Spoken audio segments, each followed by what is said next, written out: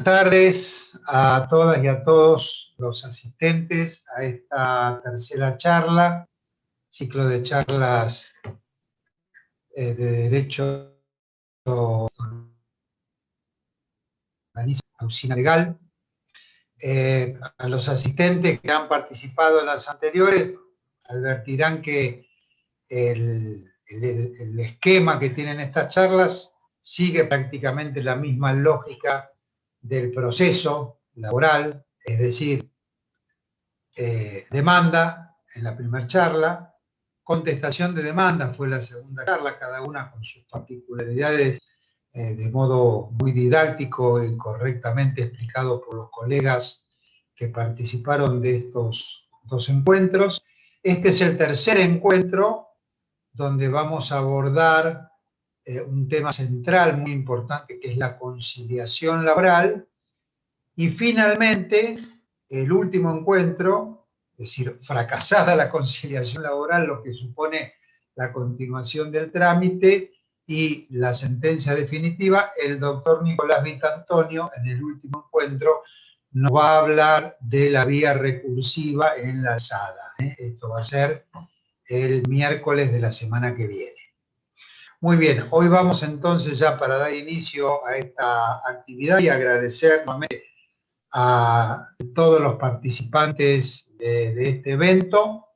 Nos va a acompañar el doctor Eduardo Pastorino.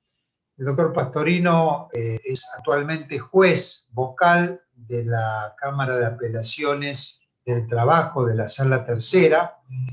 Previamente se desempeñó en baja instancia, primeramente como secretario y luego como juez del Juzgado Laboral de la Primera y Tercera Nominación de Rosario. Es un hombre que tiene una destacada trayectoria en el fuero laboral y también en el fuero académico, ya que el doctor Pastorino actualmente es profesor de grado y posgrado de la Cátedra de Derecho del Trabajo en la Universidad Nacional de Rosario, profesor de grado de la Cátedra de Derecho del Trabajo en la UCA, también ha sido disertante y conferencista, y ha escrito 2 comentarios en distintas reformas al Código Procesal Laboral santafesino, es decir, es una autoridad en la materia.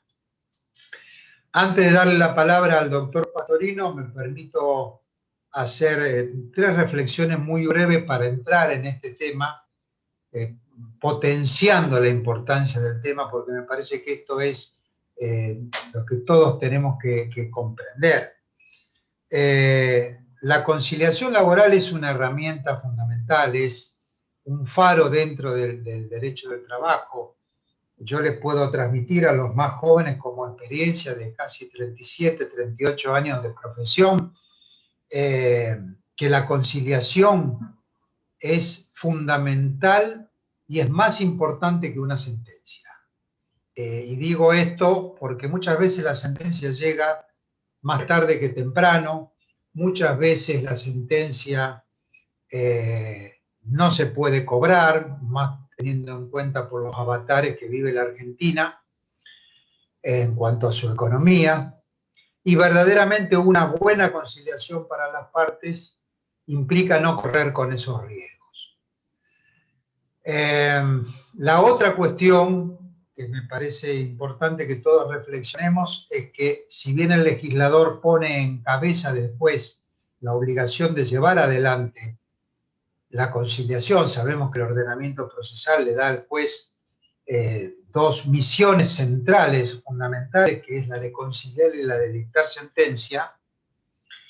Es una tarea donde no debe quedar el juez solo con esto. ¿Y qué quiero decir? Nosotros como abogados, operadores del derecho, tenemos que estar convencidos de la conciliación y tenemos que coadyuvar con el tribunal a lograr la conciliación de los asuntos que están sometidos a consideración y que nosotros, como operadores del derecho, somos parte de ese conflicto. Entonces, esto también me parece que tenemos que estar convencidos y tenemos que hacer el mayor esfuerzo posible juntos con los magistrados para lograr una conciliación del caso.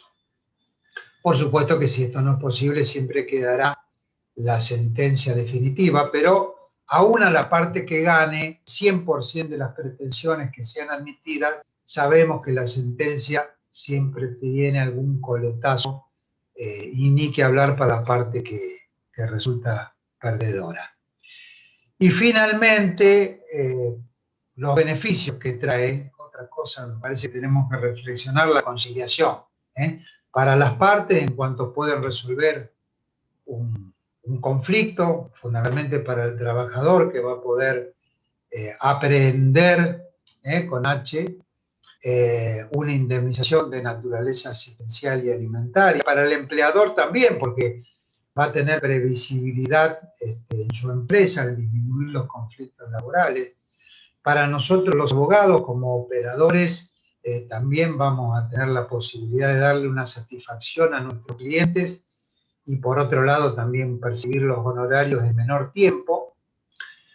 Para el servicio de justicia, desde el punto de vista que una conciliación de las causas va a generar un servicio de justicia más aliviado y más eficiente.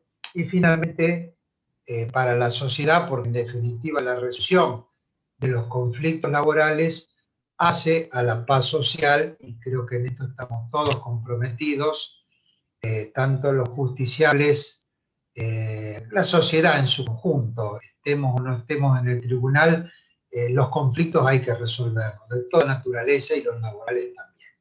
Así que bueno, me parece que es un ámbito, la charla de hoy del doctor Pastorino, para escucharla, analizarla, interpretarla, más allá del frío texto que marca un código, sino para verdaderamente comprender la importancia del instituto de la conciliación laboral en esta sociedad que hoy vivimos y fundamentalmente en estos tiempos tan difíciles como las que nos dio el año 2020. Doctor Pastorino, tiene uso de la palabra. Al finalizar la exposición, le recordamos a los asistentes que pueden ir haciendo preguntas por el chat. Haremos una selección de preguntas dentro de las posibilidades para que nos puedas contestar al final de la exposición el doctor Eduardo Pastorino. Gracias. Adelante, doctor. Bueno, muchas gracias, Ricardo. Buenas tardes o buenas noches a todos. Agradezco a este ciclo de seminarios de la usina que realmente me hayan dado la oportunidad de participar y relacionarme con todos ustedes. Así que desde ya les agradezco infinitamente. El tema que nos convoca hoy es la conciliación. Yo voy a comenzar por algo que me ocurrió en el año 2003, cuando fui designado juez subrogante del juzgado de trabajo primera. En ese momento el presidente de la Cámara era el doctor García Colombi, y me dice: Pastorino, ¿qué pensás hacer para acomodar el juzgado? Era un juzgado que, bueno, había tenido una serie de problemas y demás, entonces tenía un atraso bastante importante. Entonces yo le expliqué un cronograma que había realizado, que iba a sacar tantas sentencias por semana, tantas sentencias mensuales, que iba a hacer esto, que iba a hacer esto otro. Y me miró y me dice: estás equivocado. Me dice: un buen juez laboral no es el juez que tiene el protocolo lleno de sentencias, sino el protocolo lleno de homologaciones. Dice: por lo tanto, tu misión es trabajar fundamentalmente en los acuerdos conciliatorios. Les confieso que al principio no lo entendí. Pasados los años en el ejercicio de la magistratura, entendí realmente cuál es el significado de esta situación y, por supuesto, hoy en la Cámara Laboral lo entiendo más todavía y lo aplico, es decir, en todos mis días, porque realmente, es decir, soy un convencido que la solución al tema del fuero laboral está dentro de la conciliación.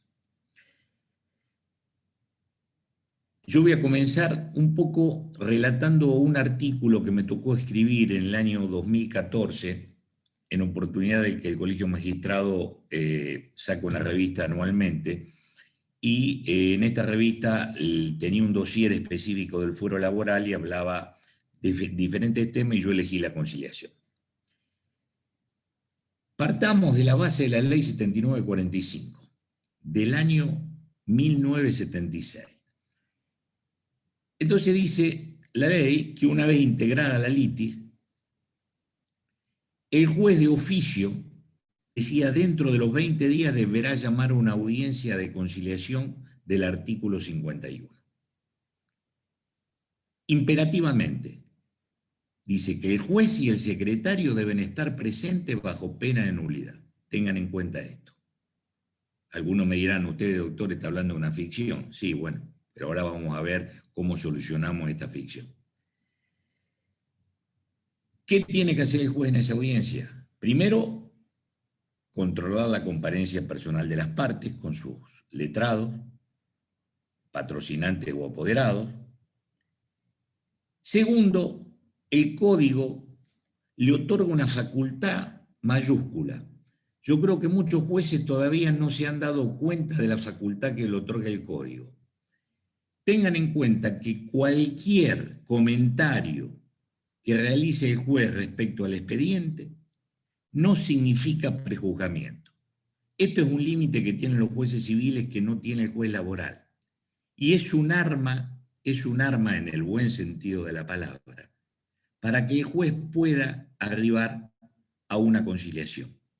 Es decir, y en esto ya después vamos a hablar de las técnicas, algunos pueden ser más directos, otros menos directos, otros pueden dar una especie de indicio, pero en definitiva lo importante es que el legislador dotó al juez de una facultad que para mí es fantástica, porque el juez puede hablar con toda la tranquilidad sin que lo que diga implique que pueda ser recusado por prejuzgamiento. Esto ténganlo en cuenta porque es muy importante. ¿Qué tiende el juez?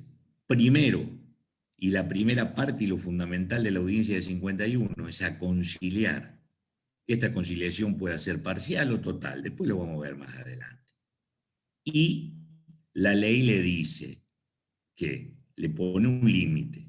Señor juez, usted tendrá que homologar, llegar a un acuerdo, homologarlo, pero no se olvide de que tiene que tener en cuenta que no se vulnere el principio de irrenunciabilidad y el orden público laboral, porque si no ya nos metemos en un problema. Esto es el paradigma que tiene el juez laboral hoy. ¿Qué quiso decir el legislador? Que en definitiva, el juez no es un simple director del proceso que se sienta en una audiencia y le dice, señores, acá están, se presenta y se terminó. No. El legislador quiere que el juez sea el artífice de una transacción. Por supuesto, esto requiere que el juez se imponga del contenido del expediente y, evidentemente, dentro de esa base, busque las soluciones correctas. Ahora bien, fíjense lo que ocurrió.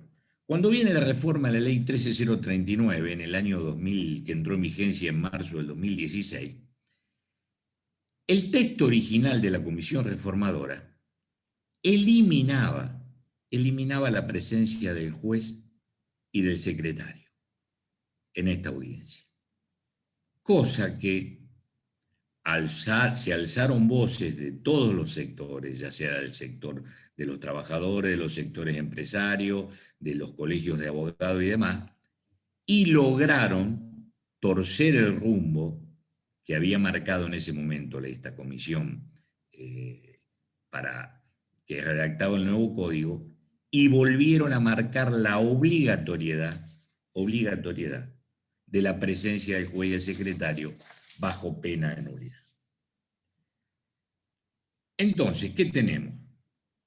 Tenemos que el juez laboral no es un juez común. Primero, porque lo que se le impone lo que le impone el legislador, fundamentalmente, es su función de conciliar. Es el primer acto, fíjense, es decir, luego del acto procesal de integración de la lista y demanda, contestación de demanda, si hay algún tema de alguna excepción, alguna citación de tercero, el primer acto procesal trascendente de esta audiencia 51, que comienza con la conciliación. Por lo tanto, a mi criterio, esto inhibe cualquier posibilidad de una conciliación previa administrativa. Por ejemplo, caso como es en la provincia de Buenos Aires con el SECLO. Yo considero que, es decir, si imponemos una conciliación administrativa, es decir, le estamos quitando trascendencia a esta función del juez. Segundo, que el juez laboral excede, como le dije antes, de un mero director del proceso, lo que implica que además de su conocimiento jurídico, tenga un conocimiento sociológico y psicológico de las personas, ya sea el abogado y las partes que van a participar en el juicio.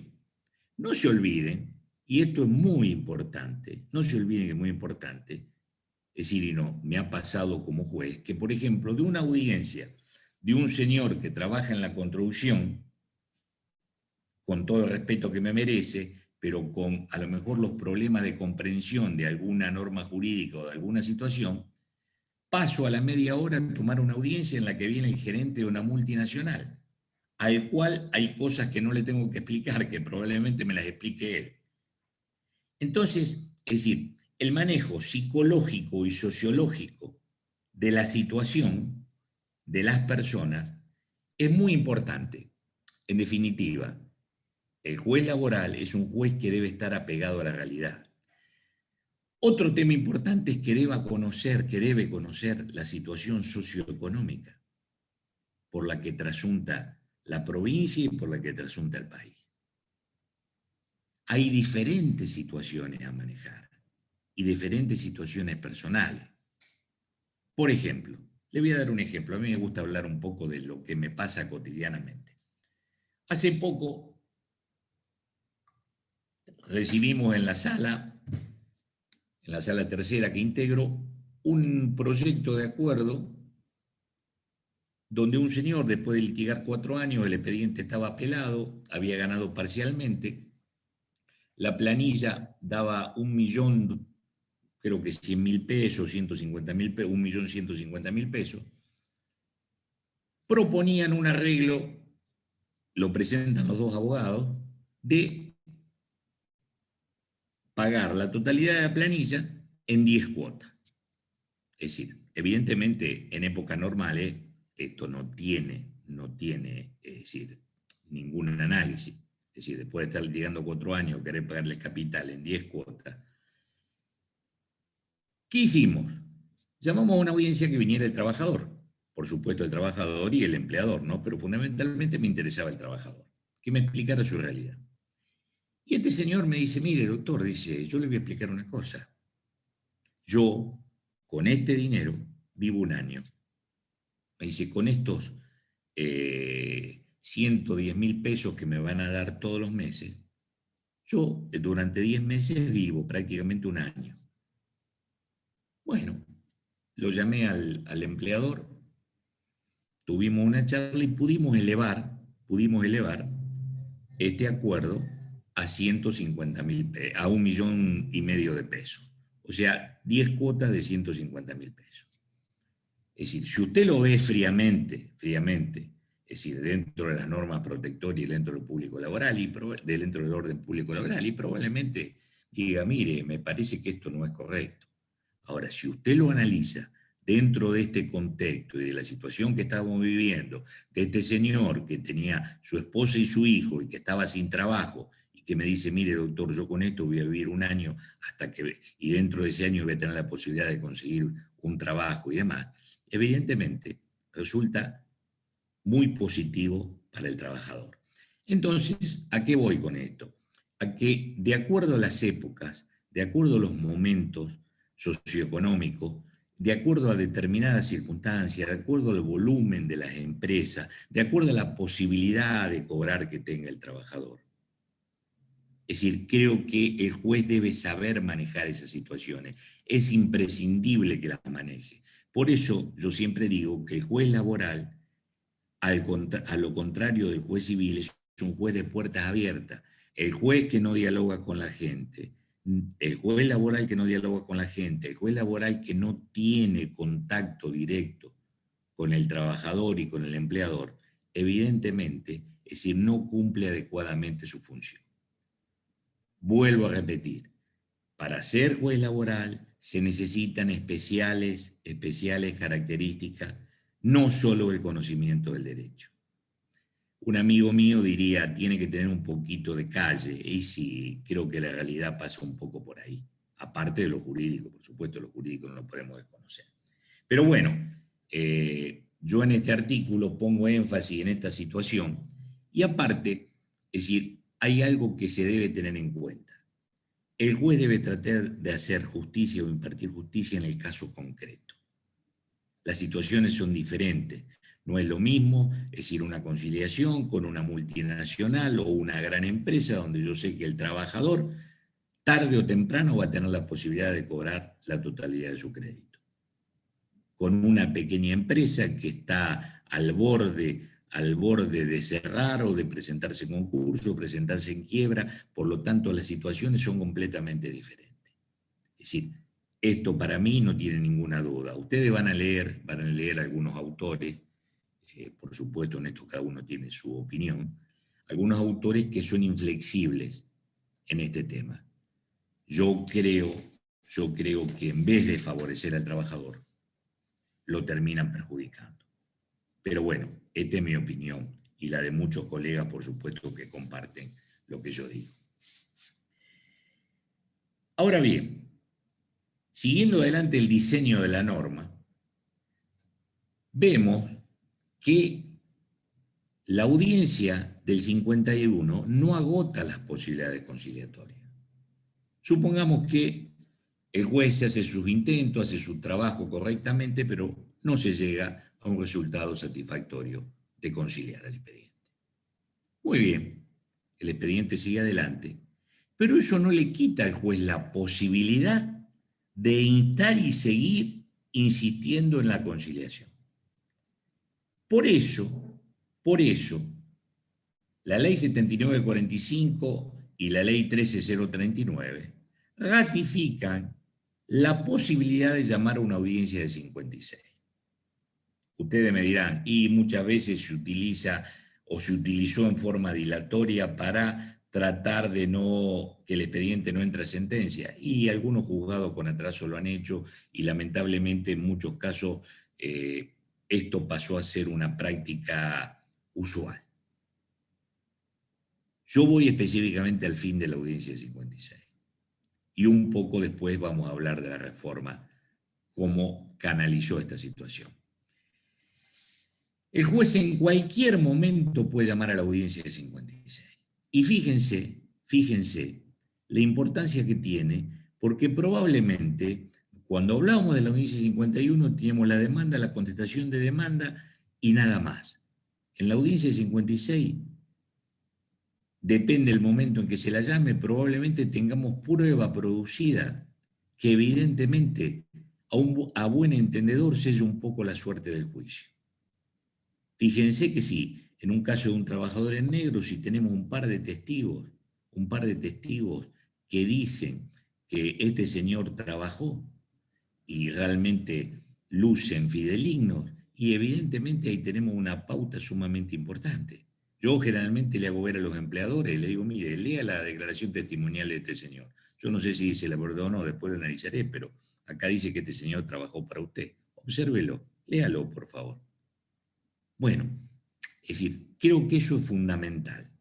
Y el legislador lo dotó al juez laboral para que pueda llamar a esa audiencia de 56. Ustedes me preguntarán, ¿en segunda instancia es factible la audiencia 56? Sí, es perfectamente factible. Hoy las 3 cámaras laborales de Rosario lo están usando. con algo que a mí me resulta muy triste. Algo que a mí me resulta muy triste. Que es, cuando tomo la audiencia, tanto el trabajador como el empleador me dan la mano o me saludan, o hoy me golpean con el codo y me dicen: gracias, doctor, por atendernos. Hace 2, 3, 4, 5, 6 años que estamos litigando y la primera vez que le vemos la cara a un juez. Entonces, eso me causa mucha tristeza, por supuesto. Pero realmente es muy positivo,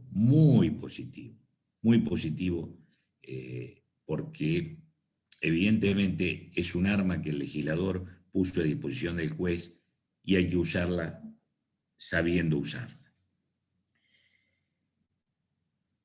¿Qué pasa en algunas situaciones? Y acá voy a un tema específico que ha causado algunos problemas en la primera instancia, que son los acuerdos espontáneos. Los acuerdos espontáneos, hoy lamentablemente ustedes van a ver que, hablo de épocas normales, hasta el mes de marzo, hasta que empezó este tema de la pandemia, ustedes iban con un acuerdo a un juzgado y le decía el juez que dejara el proyecto y a los 3, 4 días le decía sí, está bien, está mal. Yo realmente no estoy de acuerdo con esto. No estoy de acuerdo absolutamente en nada. Yo creo que si las partes comparecen espontáneamente con un acuerdo de ese índole, es decir, ¿qué mejor momento para que el juez lo vea y le diga: mire, ¿ustedes por qué hacen esto? ¿Ustedes por qué hacen esto otro? ¿Cómo es? Haga las preguntas que considere conveniente y después emita un auto que puede ser homologándolo o rechazándolo, dándole la posibilidad a las partes para que lleguen a la segunda instancia. No se olviden que muchos años atrás, yo calculo que debe ser unos 5 o 6 años atrás y a lo mejor me quedo corto, cuando los jueces de primera instancia resolvieron implementar esta situación, que se dejara el modelo del acuerdo, generó un problema mayúsculo. En ese momento, si no me falla la memoria, el doctor Del Vecchio era el presidente abogado y tuvimos que interceder en la Cámara porque había situaciones bastante ríspidas. Vuelvo a repetir, yo creo que lo que tiene que hacer el juez, es decir, si no puede atender en ese momento a las partes, decirle vengan otro día, hablar con las partes, que le expliquen los motivos del acuerdo y si les tiene que pedir alguna cosa, que se las pida.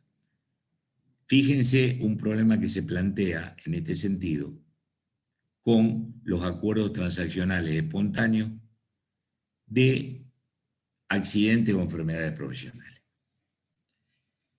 Ustedes se van a encontrar que van a tener que peregrinar con los diferentes criterios de los juzgados.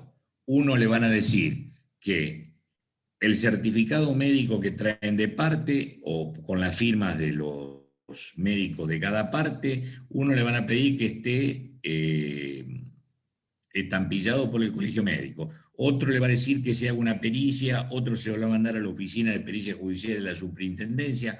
Es decir, hay un desconcierto muy grande, cuando esto evidentemente, tendría que ser, a mi criterio, mucho más sencillo. En la medida que el juez constate la solvencia del dictamen médico firmado por los profesionales de ambas partes, aparte que hay una realidad, es decir, en esta ciudad todos nos conocemos, entonces, es decir, sabemos evidentemente que hay profesionales que tienen una solvencia impecable, por lo tanto me resulta a veces difícil dudar, pero bueno, de última el juez tiene la posibilidad, es decir, yo no digo nombrar un perito porque aumenta costo, pero consultar con alguna oficina, por ejemplo, como la oficina que en su momento funcionó, ahora ya no funciona por el tema de la pandemia, que la Superintendencia de Riesgo del Trabajo había puesto a disposición de los jueces a modo de consulta. Muy bien, dentro de este panorama nos encontramos con principios rectores que impone el legislador al juez. El primer principio es la inmediación, es fundamental. Es decir, quiere que el juez, es lo que yo le decía, no puede ser que transite 5 o 6 años en expediente y las partes no conozcan al juez. Entonces, fíjense, tenemos la audiencia de 51, la audiencia de 56. la posibilidad de que el juez interrogue personalmente a los testigos, que le haga las preguntas que considere pertinentes, los careos entre testigos, la posibilidad de una inspección ocular a la que acuda el juez para ver, por ejemplo, el lugar de trabajo, ver determinadas circunstancias. Es decir, el legislador lo dotó al juez para que este principio de inmediación se cumpliera. Y después tenemos el principio de concentración, donde el legislador quiere que, en definitiva, en un solo acto se realicen la mayor cantidad de instancias procesales. Por eso fíjense que en la audiencia 51 tenemos la primera parte de la conciliación, después tenemos la producción de la prueba confesional y reconocimiento documental por parte del actor, y después el ofrecimiento de la restante prueba. Evidentemente, esto se conjuga con los principios de celeridad y economía procesal. Muy bien, en definitiva, requisitos sustanciales y formales para lo que puede ser una conciliación. Requisitos formales, la presencia personal del trabajador, salvo circunstancias especiales.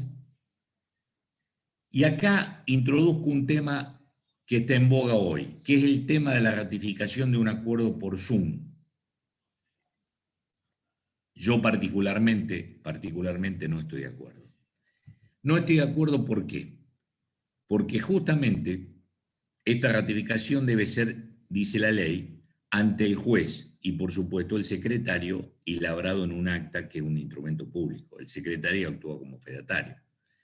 Yo no puedo, primero, comprometer al secretario en un Zoom de la que persona que se ve del otro lado de la pantalla sea realmente la persona que corresponde. Y segundo, a mí me parece que en una situación excepcional, que la persona esté internada, que tenga algún impedimento mayúsculo para acudir al tribunal, es el tribunal quien debe trasladarse para comprobar la ratificación del acuerdo de esa persona. Es decir, esto yo cuando era secretario, muchas veces que la parte estaba impedida, por ejemplo, el trabajador estaba impedido por un problema en el caso de un accidente o estaba internado para firmar un poder, nos apersonábamos hasta el sanatorio y se lo hacíamos firmar tranquilamente. O sea, no veo por qué el juez no se puede trasladar, es decir, al lugar donde esté este señor impedido y pueda ratificarlo. Vuelvo a repetir, el tema por Zoom, yo sé que hay juzgados que permiten la ratificación por Zoom, yo no lo comparto, Bueno, vimos los requisitos formales, ¿no es cierto? Y los sustanciales, que bueno, que el trabajador tenga su asesoramiento letrado y se desempeñe, por supuesto, tenga libre disposición de sus bienes y con discernimiento, intención y libertad. Y que el juez, respecto de ese acuerdo, emite un auto homologatorio o lo rechace, después de hacer el efectivo control de que no se viola un principio de irrenunciabilidad o el orden público laboral. Bueno, en síntesis, esto es un poco lo que yo escribí en ese momento en este artículo.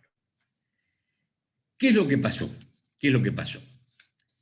Como yo les decía antes, el gran problema hoy por el que transita el fuero laboral, creo que transitaba por dos temas fundamentales. Uno, el tema de la demora de la sentencia, que más o menos se ha acomodado ahora con este tema de la pandemia. Para lo único que sirvió la pandemia fue un poco para acomodar esa situación. Y el tema de la ficción, porque la audiencia 51, evidentemente ustedes, los profesionales, iban con las partes a la secretaria audiencista, le pedían la documental, las posiciones, tomaban la audiencia y en algún caso, pedían la intervención del juez. Pero en general esto resultaba una ficción. Con otro agravante. La audiencia 51, que la ley dice que había que darla, la ley 7945, dentro de los 20 días, y la ley 13039 decía que había que darla de los 30 días, el agravante fundamental es que eso se llevó a 8 meses o un año el tiempo, y el expediente estaba parado. Por eso la ley 13039, es decir, los redactores de esta reforma, visualizaron la posibilidad de una prueba anticipada, porque evidentemente Es decir, el expediente estaba parado un año y no tenía sentido que estuviera parado un año, por lo menos iban adelantando la prueba. Fundamentalmente los accidentes y enfermedades profesionales o la pericial médica. ¿Qué es lo que pasó? El nuevo proyecto se elaboró, o sea, en ese momento quien era gobernador de la provincia, el ingeniero Lipsi, citó una reunión vía Ministerio de Trabajo y Ministerio de Justicia, todos los operadores del derecho, cámaras empresarias, sindicato, colegio de magistrados, colegio de abogados, etcétera. Yo tuve la posibilidad de asistir porque era presidente en ese momento de la Cámara Laboral, y nos pidió que elaboráramos algo rápido, ágil y sencillo, que dejáramos de lado un poco las posturas de cada uno y buscáramos unificar lo que podía ser un proyecto de reforma del código para tratar de solucionar. Pero fundamentalmente el problema estaba acá, estaba en la demora y la no presencia del juez en la audiencia de trámite. Y fíjense lo llamativo de esto, de que el que propone trabajar fundamentalmente con la conciliación es el gremio del Poder Judicial. La mayoría de los colegios de abogados pedían, o cámara empresaria, más juzgados, 2 juzgados más, 3 juzgados más, no cambian la situación. En 6 meses los juzgados nuevos están en la misma situación que los demás juzgados. Entonces, acá se habló de diseñar algo nuevo, algo distinto y algo que le diera una agilidad al proceso, teniendo en cuenta fundamentalmente el crédito del trabajador. Y esto lo digo porque muchas voces que se alzaron en contra decían que esto era en detrimento de los derechos del trabajador, que era un poco tratar de que el trabajador arreglara a cualquier costo, cosa que están completamente equivocados. Al contrario, lo que quiere este proyecto, no proyecto, ya es ley, lo que quiere este nuevo sistema es que el trabajador tenga una respuesta ágil. Y si no hay conciliación, bueno, el juicio seguirá su trámite, pero de una manera mucho más rápida. Entonces, ¿qué es lo que se pergeñó? Se pergeñó un sistema con un poco tomando como ejemplo el fuero penal de una oficina de conciliación y ordenamiento del proceso. Y ustedes dirán, ¿por qué ordenamiento del proceso? Y porque el proceso, con la presencia del juez, necesita ordenarse. No puede ser que sigamos con los volúmenes de documentales guardadas en los juzgados que ya no tienen lugar para archivar la documental. Un día me tomé el trabajo y tuve la suerte de que vino, cuando yo era presidente de la Cámara, el ministro de Justicia, y lo llevé juzgado por juzgado para que viera cómo estaba la documental guardada. Se quedó espantado. Realmente, entonces, ¿qué es lo que se busca con esto? Agilizar. Esta oficina específicamente, es decir, compuesta por jueces, conciliadores, y la ley habla de empleado, no habla de secretario. Yo creo que los secretarios son fundamentales también. Pero bueno, la ley no nos enumera. Que haya un procedimiento ágil, rápido, que tengamos la audiencia en término. Es decir, tenemos un par de jueces que son los encargados de proveer la demanda, la contestación de demanda, resolver algún incidente y demás, y alguna prueba anticipada que sea necesaria. Es decir, prueba anticipada me refiero específicamente en el tema del accidente, que se decrete una pericial médica lo más rápido posible, para que inmediatamente se llame una audiencia de conciliación y el conciliador, que es un funcionario capacitado, y si de acá siempre hay que tener en cuenta esto, todos los sistemas, por más perfectos que sean, si falla la parte humana, no sirve. Acá la clave está en la parte humana, en la actuación de los conciliadores y los jueces de conciliación. Entonces, es decir, de esta manera, como se pergeñó esta ley, es decir, con una oficina de conciliación, evidentemente la actividad de los conciliadores, con el respaldo de los jueces y demás, es decir, se iba a lograr, primero, que el trabajador tuviera lo más rápido posible una audiencia. Y segundo, el fin primordial es que se llegue a una conciliación, no a cualquier costo, no a cualquier costo, sino evidentemente, es decir, guardando, y lo dice específicamente la ley cuando habla de los principios, la ley 13840 dice específicamente resguardar el orden público laboral, el derecho protectorio de los trabajadores. Esto que quede bien en claro. Es decir, a mí por ahí me ha resultado un poco chocante que muchos profesionales que defienden a los trabajadores se opusieran a esto. Es decir, porque realmente, es decir, la posibilidad de tener una audiencia inmediata y que el trabajador perciba su crédito lo mucho más rápido, es lo mejor que le puede pasar a los trabajadores. Bueno, gracias a Dios esto se sancionó, se plasmó, este proyecto se plasmó en una ley que empezó a regir en el 2019. Lamentablemente, hasta la fecha todavía no se ha materializado, no se ha instrumentado. Esperemos que pronto, es decir, tengamos en la ciudad de Rosario, que fundamentalmente es el eje del problema, el problema del fuero del atosigamiento de los juicios laborales, tengamos implementado este sistema de jueces de conciliación y conciliadores. Referente a las técnicas conciliatorias, en esto es fundamental la capacitación del juez y del conciliador.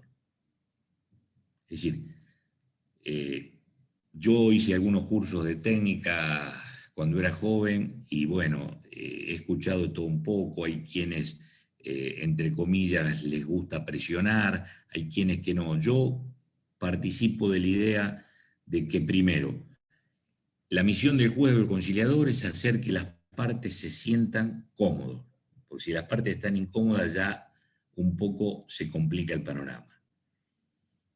Segundo, explicarle que evidentemente, es decir, hay situaciones que son trascendentes, pero que lo que se plasma en esa charla previa, porque acá no se olviden que esto tiene una parte de oralidad sumamente importante, en definitiva termina siendo una charla de café donde se buscan soluciones. Y participo de la idea de que hay que dejar hablar a la gente, tanto el trabajador como el empleador, que den sus razones. No hay problema. ¿Cuál es el problema? De escucharlo. Es decir, la función del juez. Es decir, muchas veces yo termino una audiencia y cuando se va el trabajador o el empleador me dice, la verdad que es la primera vez que puedo charlar con un juez y explicarle, y se va conforme, independientemente de que se va sin su razón. Es decir, yo creo que con escuchar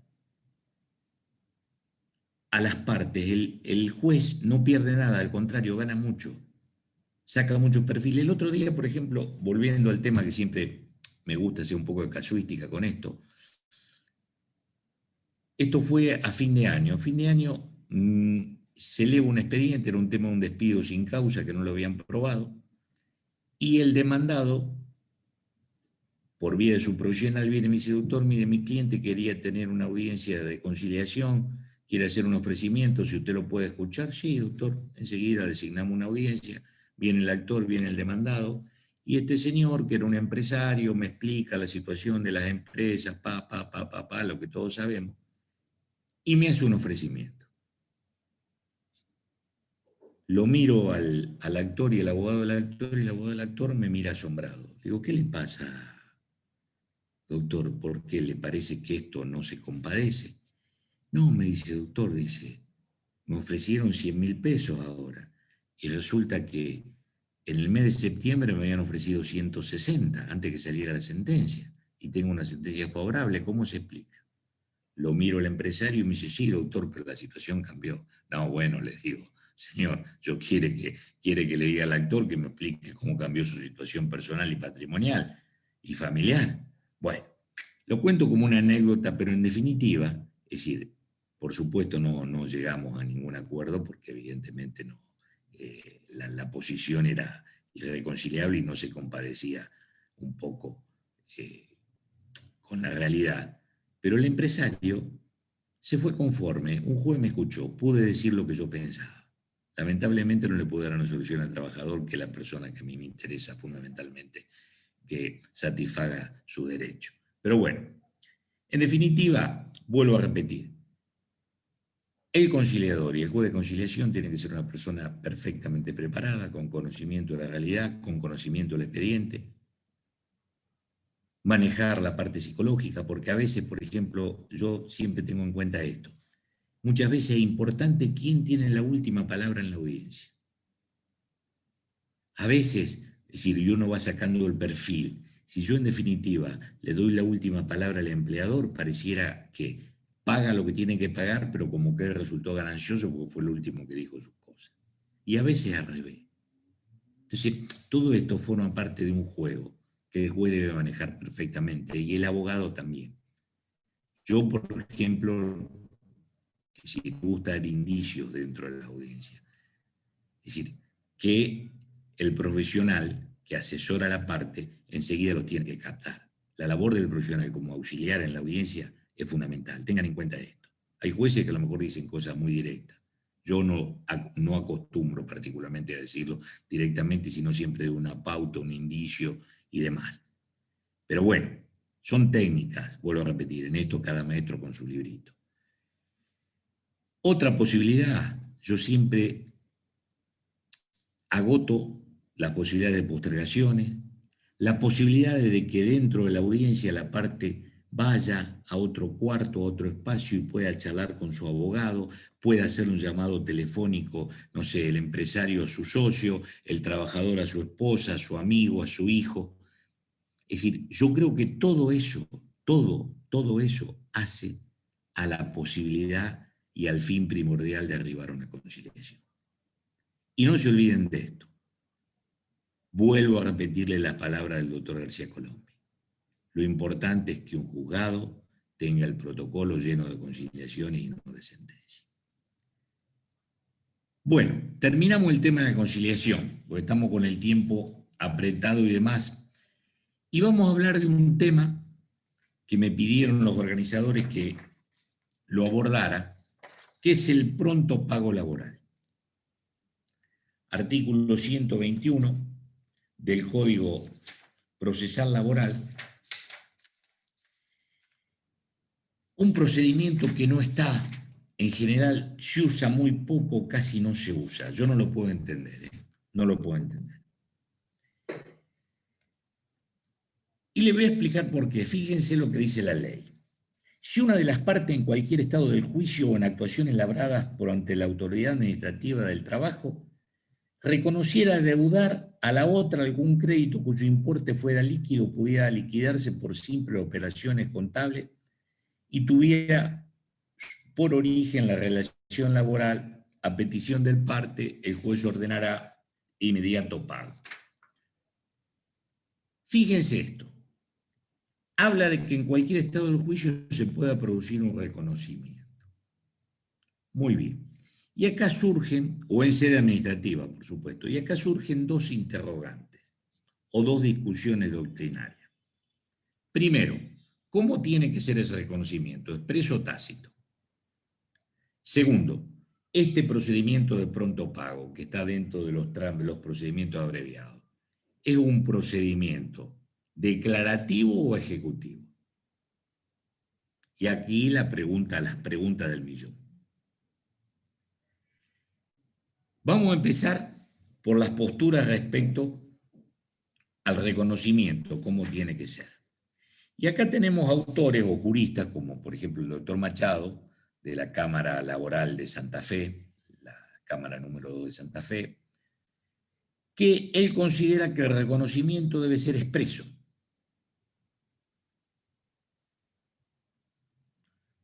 Cosa que no comparto. Yo no conozco, o si existen, son casos contados, me sobrarían los dedos de una mano, para decir cuándo un empleador reconoce que le debe al deudor. Para otros autores, y siempre cito el primer código que yo tuve en mis manos, que fue el código de Viana y Villarroel, dos juristas que realmente a mí particularmente me marcaron con el código que habían redactado, que habían comentado, que es más, todavía en determinadas situaciones lo sigo consultando. Ellos hablan de que puede ser un reconocimiento directo o un reconocimiento por omisión. Entonces, citan como ejemplo el artículo 47, inciso B del Código Procesal Laboral, donde habla de que yo debo negar rubro por rubro en la contestación de demanda y que, por ejemplo, si yo no niego un rubro, puedo iniciar el pronto pago. Supongamos que no niego las vacaciones proporcionales, puedo iniciar el pronto pago sobre ese rubro. Lamentablemente, respecto a este tema específico, la reforma de la ley 13039 lo cercenó porque dijo que esto se podía usar no en el pronto pago específico en ese momento del desconocimiento, sino al momento de la sentencia. Entonces, fíjense que lo perjudicó al trabajador y le quitó la posibilidad de un prontopago en forma inmediata. Pero dentro de esta postura, yo particularmente voy un poquito más allá y voy al reconocimiento tácito. Y en esto cito siempre un fallo de mi colega de sala, el doctor Ángel Angelides, en un caso que se llama Ayunta contra Rogeros Acero, que era un despido donde se invocaba el artículo 247. Entonces, cuando se contesta la demanda, se invoca el artículo 247, por lo tanto, este señor que contesta la demanda está reconociendo de que le debe pagar media indemnización. Por lo tanto, el doctor Angelides dice, no es necesario reconocimiento expreso, sino el reconocimiento de una norma a la cual se alude que me implica una consecuencia jurídica. Entonces, ¿cuál es la consecuencia de despedir a alguien por el 247? Es que le debo pagar media indemnización. Después discutimos lo demás. Entonces sí, yo tuve casos en los cuales se demandaba por la totalidad, el demandado contestaba la demanda, reconocía que había despedido por el 247 y se iniciaba el procedimiento de pronto pago por esa media indemnización. Por supuesto, por lo que estaba específicamente, que figuraba en los recibos de sueldo, ¿no es cierto? Es decir, por montos remunerativos de esa época, es decir, de ese momento y que contaban en los recibos de sueldo. Cualquier diferencia, cualquier cosa era un tema de discusión. Y esto es un instrumento que tienen los trabajadores que realmente es muy importante. Yo estoy seguro que alguno de ustedes que me está escuchando dirá, pero doctor, ¿esto no tiene alguna similitud con el procedimiento declarativo abreviado? Y sí, estos son casos específicos que no debieron tratarse en el declarativo abreviado, sino dentro del pronto pago. Era mucho más sencillo y mucho más fácil. Era darle un trámite al pronto pago. Fíjense que el pronto pago no tiene trámite. En general, ¿qué hacen los juzgados? Si no hay prueba, corren un traslado y resuelven. Si hay prueba, le dan un trámite sumarísimo. Pero fíjense qué sencillo esto, el despido sin causa. El tema, por ejemplo, del viajante, con la indemnización por clientela. Es decir, todas estas situaciones pudieron haberse planteado y regulando específicamente el procedimiento de pronto pago. Esta es la primera cuestión y es lo que yo pienso respecto a cómo debe ser el reconocimiento. Ni hablar en sede administrativa. Yo, es decir, me han traído prontos pagos donde habían hecho acuerdos de sede administrativa que no se habían cumplido. Fíjense, y volviendo a la sede administrativa, que cuando nos remitimos al procedimiento declarativo abreviado por accidente, en el artículo 136, en el inciso F, dice: la sustanciación del trámite no suspende el derecho a la víctima a recibir las prestaciones dinerarias o en especie. Dice, ni inhibe la declaración del pronto pago respecto al porcentaje de incapacidad o resarcimiento reconocido en sede administrativa.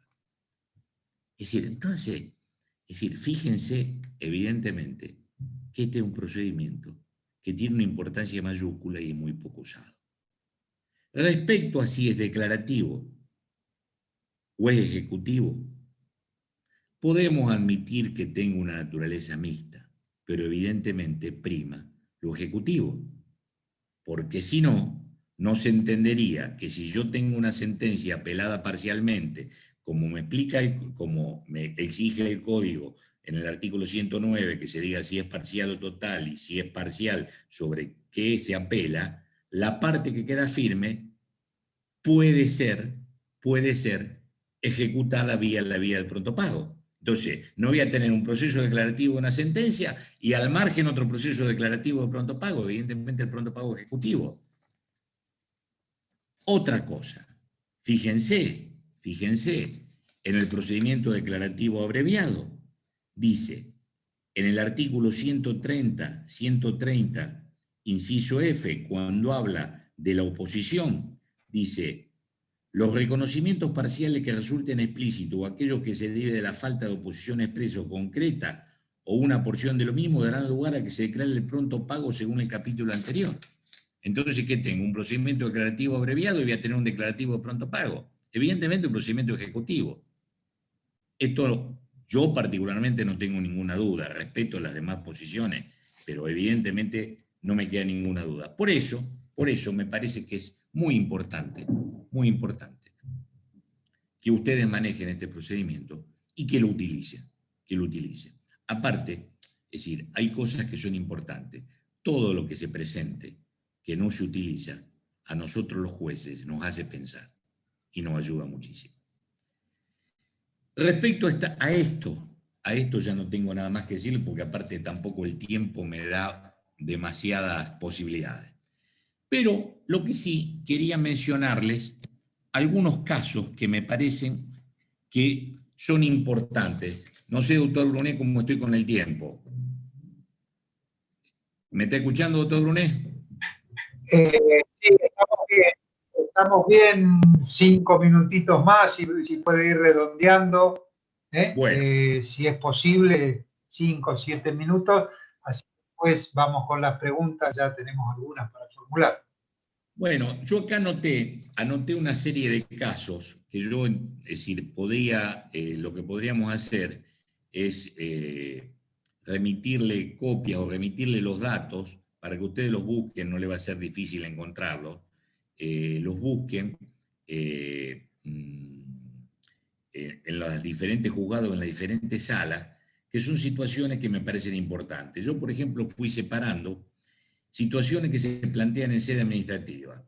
Por ejemplo, hay un fallo de la Sala Primera del año 2013 que se llama Pessoa contra CTD, donde se pide la nulidad en sede judicial del acuerdo porque el trabajador no tenía patrocinio letrado, era un acuerdo distintivo del 241, porque el trabajador no tenía patrocinio letrado y no se había homologado. La sala dice específicamente que primero el 241 necesita homologación, esto es doctrina, yo diría casi pacífica. Y segundo, que para actuar en sede administrativa no se necesita patrocinio letrado, por lo tanto no declara nulidad. Otro fallito respecto a sede administrativa es de mi sala, primer voto del doctor Angelides, que se llama Aguilar con miga amiga, donde el doctor Angelides hace un análisis del acuerdo que se celebró en sede administrativa, que no fue homologado, pero sino que fue opuesto por el demandado.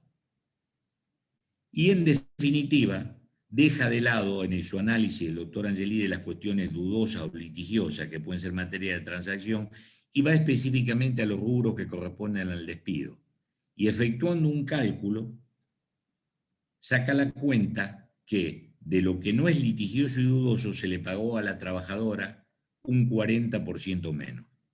Por lo tanto, declara la nulidad de ese acuerdo celebrado en sede administrativa.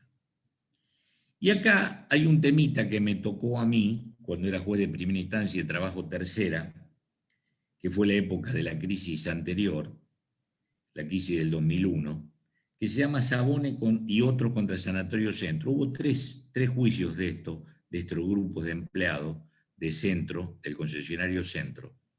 Estaba demandado aparte la concesionaria Renault, intervino el gremio, acá hubo un despido invocando el artículo 247, por lo tanto la empresa quería pagar media indemnización. Hablando, ¿no es cierto?, específicamente, acuérdense de la crisis del 2001 y demás.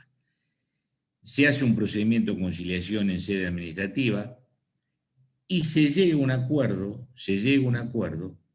en el cual, es decir, por supuesto interviene el gremio activamente, en el cual a los trabajadores, a un grupo de trabajadores se los reincorpora y al otro grupo se le paga el 100% de la indemnización. Ese grupo de trabajadores a los que se le paga el 100% de la indemnización, este acuerdo por supuesto homologado en el Ministerio de Trabajo, a estos trabajadores inician una demanda pidiendo la nulidad del acuerdo porque no se les pagó la doble indemnización. ¿Se acuerdan el artículo 16 de la ley 25.561 que estaba vigente en esa época? Bueno, en primera instancia me tocó resolver, y todos los jueces que nos tocó, éramos 3 jueces, trabajo séptima, trabajo segunda y trabajo tercera, resolvimos en el mismo sentido de que evidentemente, es decir, no se había violado el orden público laboral, de que había intervenido, los trabajadores tenían el debido asesoramiento y había intervenido inclusive la entidad sindical, y que en definitiva, es decir, el tema de la doble indemnización era un tema que podría ser renunciable. La Cámara confirmó estos fallos, esta postura que expresamos los jueces de primera instancia. Otro punto que me pareció importante es ver si es necesario la homologación o no de una disolución del contrato vía artículo 241. Hace poco hay un fallo de la Suprema Corte de Justicia que se llama Ocampo contra BGH, es de septiembre de este año. Es una disolución que se celebró ante escribano público y la Corte convalida la disolución realizada ante escribano público y la innecesariedad de la homologación del 241. En este sentido, también tengo otro fallo que se llama Cardillo contra esa organización coordinadora, etcétera. Yo después se lo voy a pasar a los organizadores del seminario para que ustedes lo tengan y lo puedan buscar. Un tema que me parece importante es cuando se materializa un acuerdo rescisorio en sede judicial y se produce una compensación, se le entrega una suma graciable al trabajador y dice que esa suma será compensable para cualquier rubro que a posteriori se pueda reclamar. Esto le digo porque se origina, porque Asindar hacía muchos acuerdos del 241, le daba una gratificación al trabajador y después el trabajador, dentro del lapso del periodo que comprendía los 2 años para la prescripción, hacía una demanda por una enfermedad profesional. Entonces, Asindar decía que lo que le había dado como gratificación se compensaba para el pago de la indemnización de esa enfermedad profesional. La Corte Nacional tenía un caso testigo que era Gatarri, que convalidaba esta situación, y otro caso que se llamaba Warner con Asindar, lo tenía la Corte Provincial, donde decía que era, es decir, factible que esa gratificación fuera para compensar una futura indemnización. ¿Qué es lo que pasó? A partir del fallo Romagnoli con Asindar, que es del año 2015, la Corte Nacional dijo que no era compensable, que esa suma agraciable era una liberalidad que otorgaba el empleador, por lo tanto no podía ser compensada a ningún acuerdo. Y les recomiendo que lean un fallo de la Sala Primera, que se llama Votari, la Sala Primera de Rosario, Votari con Asindar, primer voto del doctor Vita Antonio, que ustedes lo van a tener como disertante la semana próxima, donde habla justamente sobre ese tema y aborda lo que se llama las cláusulas de finiquito y el plenario la false. Es muy, muy interesante, independientemente de la postura que puedan tener, es muy interesante cómo aborda este tema.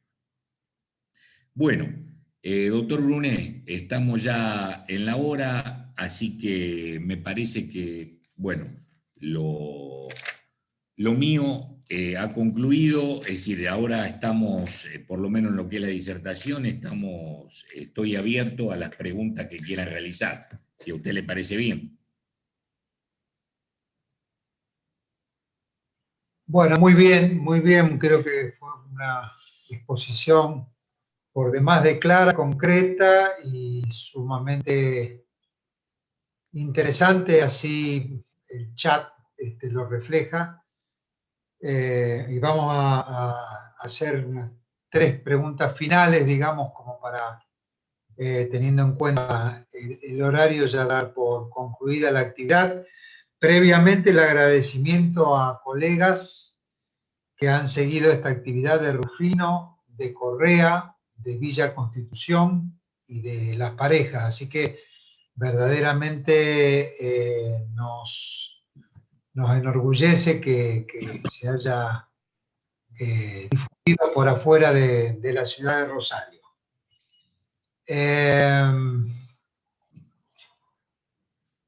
En relación al colega que está preguntando por los fallos, como dijo el doctor Pastorino, lo va a remitir a los organizadores de la actividad en los próximos días, así que seguramente van a estar a disposición vía mail de los asistentes que lo vayan requiriendo. Esta charla, al igual que las anteriores, también va a estar a disposición de YouTube.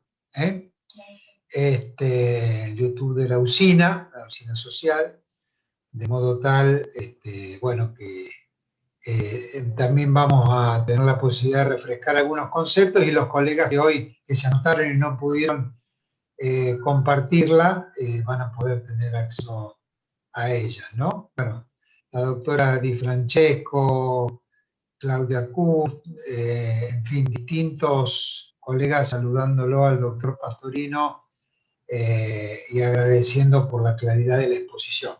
Bueno, doctor, en principio 3 preguntas puntuales. La primera, nos preguntan qué medida puede tomar el tribunal o debe tomar el tribunal ante el retraso de los peritos, tanto para la fijación de la fecha como para la presentación del informe pericial. Bueno, esta es una pregunta sumamente difícil y es un problema. Es decir, si ustedes vieron lo que es la reforma tiende a que exista una oficina de pericias judiciales por parte de la Corte. Pero bueno, esto hoy es imposible. El tema de los peritos realmente es un tema mayúsculo. ¿Por qué? Porque viven pidiendo, es decir, material, estudios y demás, y un poco dilatan la posibilidad inmediata. Yo creo que en la medida que no exista o una oficina o un ente en el cual los jueces podamos confiar para remitir, o decir, remitir una duda y conseguir una opinión concreta, a mí me parece válido, y esto yo sé que varios colegas de primera instancia no lo comparten, lo que yo le decía anteriormente, que se le dé importancia a los dictámenes de parte. Es decir, porque hoy, si usted, es decir, elimina al perito de la lista y designa un nuevo perito, el tiempo que le va a llevar entre que acepte el cargo, se imponga la actuación y todo, va a ser mayor a que el perito primigenio le realice la pericia. Lamentablemente no tenemos una solución específica. Yo doy clase en la escuela, en la Facultad de Medicina, en la Escuela de Medicina Legal, y siempre hago énfasis en esto, de que los peritos realmente actúan lo más pronto posible, porque evidentemente el crédito del trabajador es fundamental.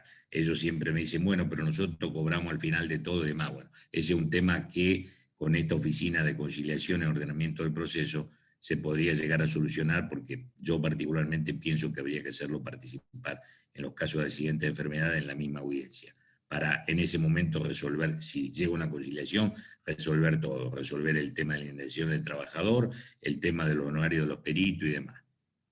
Pero lamentablemente no le puedo dar una respuesta certera, una solución certera a lo que usted me plantea.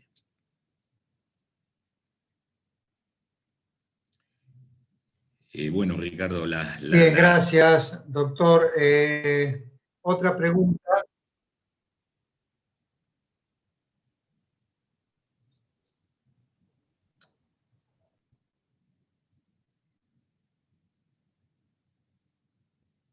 Sí, a ver, doctor. Perdón, se interrumpió el audio. Sí, la segunda pregunta.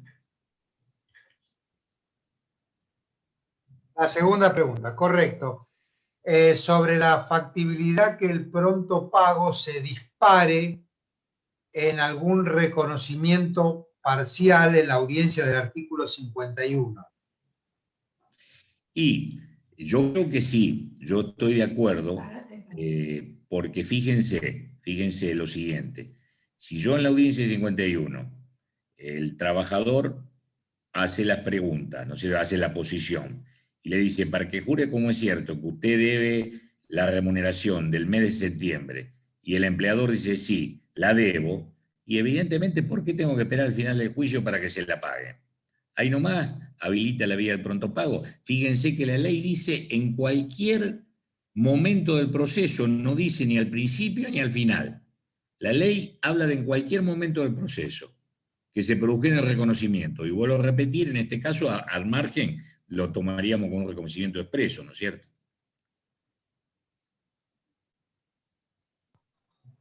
Bien, correcto. Última pregunta, doctor. Son dos en una. La primera, ¿qué remedio procesal existe ante la actitud obstruccionista de algunas de las partes en lo inherente a la conciliación o a la chance de conciliar?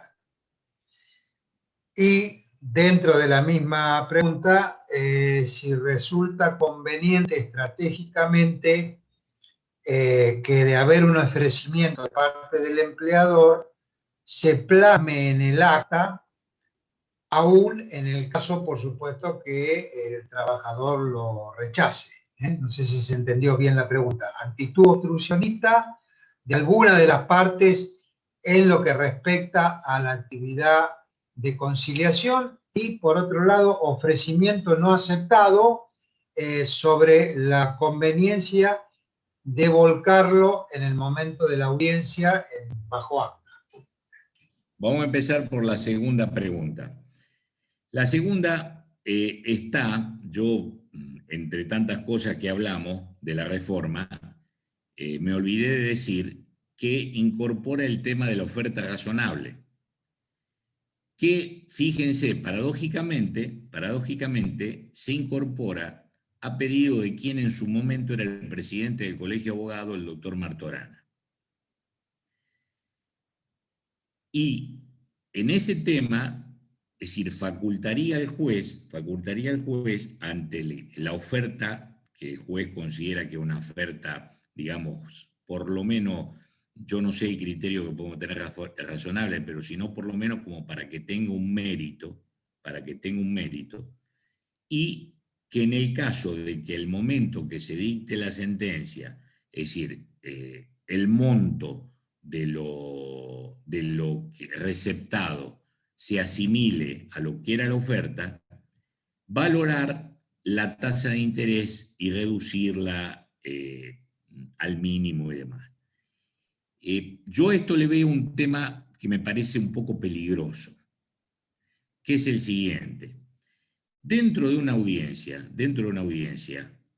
y por eso yo les hablaba del tema de la charla de café y demás, debe haber cierta confidencialidad.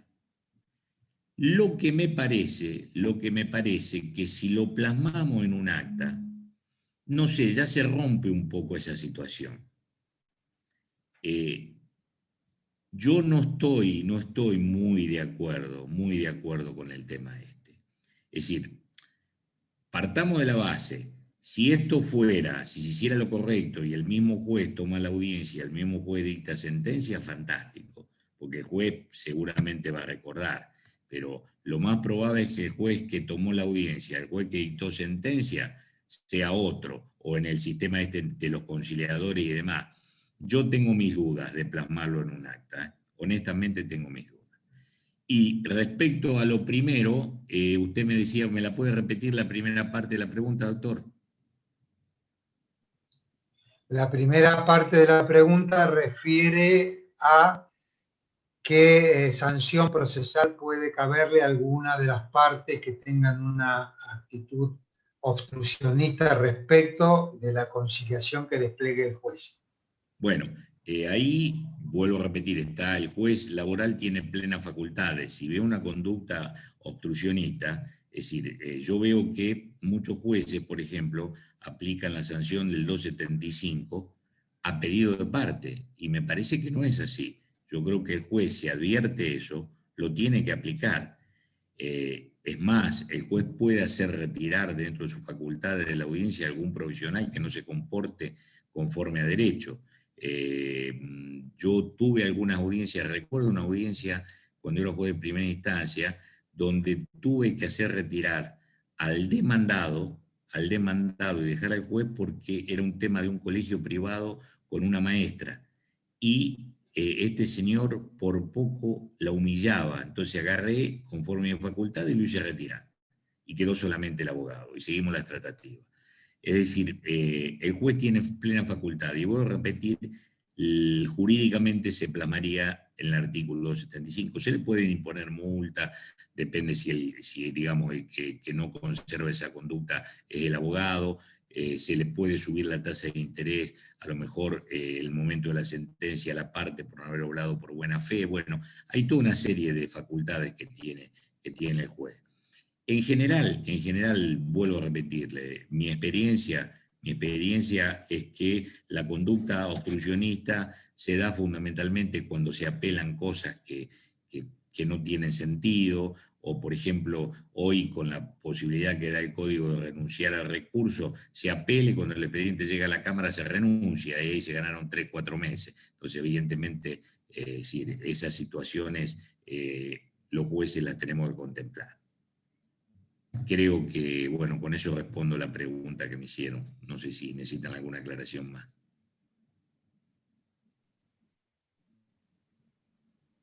No, claramente están respondidas todas las preguntas. Renovar el agradecimiento, en primer lugar, al doctor Eduardo Pastorino. Realmente ha sido una exposición clara y muy instructiva.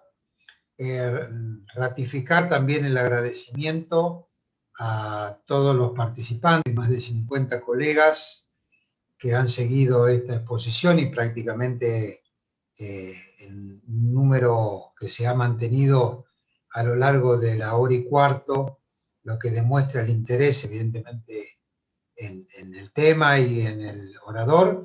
Y recordarles a los asistentes que el miércoles que viene el doctor Nicolás Vitantonio, ex camarista laboral de la ciudad de Rosario, vocal de la Sala 1, nos va también a honrar con la exposición referente al trámite de apelación en la alzada, al recurso de apelación, al recurso de nulidad, al requisito o al recaudo de la autosuficiencia, es decir, qué debe contener una expresión de agravios, qué puntos de atacar se debe atacar en la sentencia, cómo contestar los agravios, en fin, cuestiones creo que son de suma utilidad para todos los operadores del derecho y también seguramente el doctor Vitantonio, al igual que el doctor Pastorino hoy, seguramente se va a lucir con su exposición. Así que a todos recordarles entonces que nos volvemos a ver el miércoles que viene a las 19 horas y nuevamente al doctor Pastorino renovar el agradecimiento. Tengan todos buenas noches. Bueno, gracias a todos ustedes por la atención y a la usina, por supuesto, por darme esta oportunidad de participar en este seminario. Así que a su disposición para lo que necesite. Muchas gracias.